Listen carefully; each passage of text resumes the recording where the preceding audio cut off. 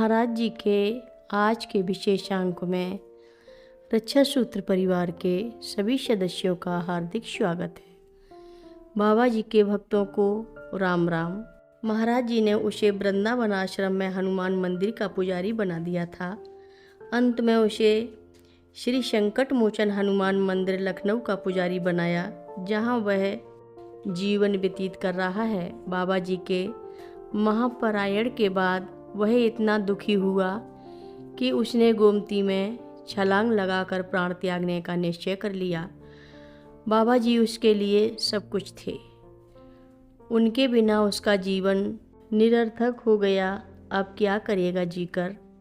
बाबा जी उसके अंतर मन की व्यथा को समझ रहे थे और उसके जीवन त्यागने के निश्चय से भी अवगत थे। एक दिन प्रातःकाल भगवान सिंह जब हनुमान जी की पूजा से निवृत्त हुआ तो लंबे बदन और गेरुआ वस्त्र वाला एक साधु मंदिर में प्रविष्ट हुआ। उस साधु ने भगवान सिंह को दी हुई बाबा जी की कंठमाला की ओर संकेत करते हुए पूछा, यह माला तुम्हें कहाँ से मिली है? बाबा नीब करोरी ने दी है। इसमें क्या है? बाबा जी के अस्थि कलश की ओर इशारा करते हुए साधु ने पूछा। इसमें बाबा जी की अस्थियां हैं। बिल्कुल झूठ बोल रहे हो आप, उस साधु ने कहा। हम बाबा नीब करोरी को अच्छी तरह जानते हैं। हम सीधे अमरकंटक से आ रहे हैं।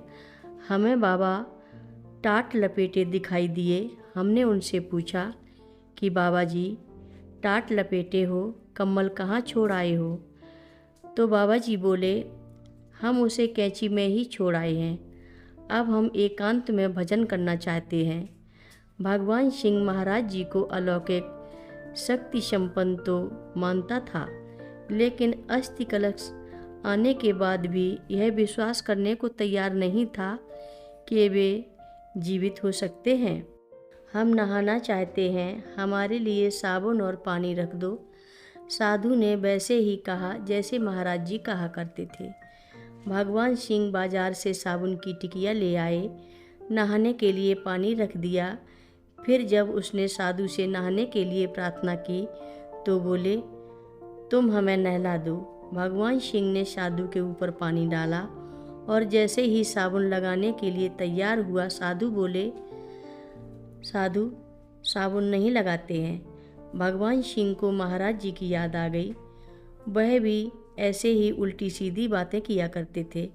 उसने कहा, आपके कहने से ही मैं साबुन खरीद कर लाया हूँ, अब मैं ज़रूर लगाऊंगा। जब भगवान सिंह उन्हें नहला रहा था तो उसने देखा कि यह साधु भी नहाते समय वैसी ही हरकतें कर रहे हैं जैसी महाराज जी किया करते थे। महाराज जी की इस लीला से वह भ्रमित भी हो गया। नहलाने के बाद भोजन कराया और विदा करते समय पूछा, आप कहाँ ठहरे हैं? आपके दर्शन कब हो सकते हैं? हम पास में ही अमीनाबाद के हनुमान मंदिर में पड़े रहते हैं। वहाँ का पुजारी हमारी बड़ी सेवा करता है।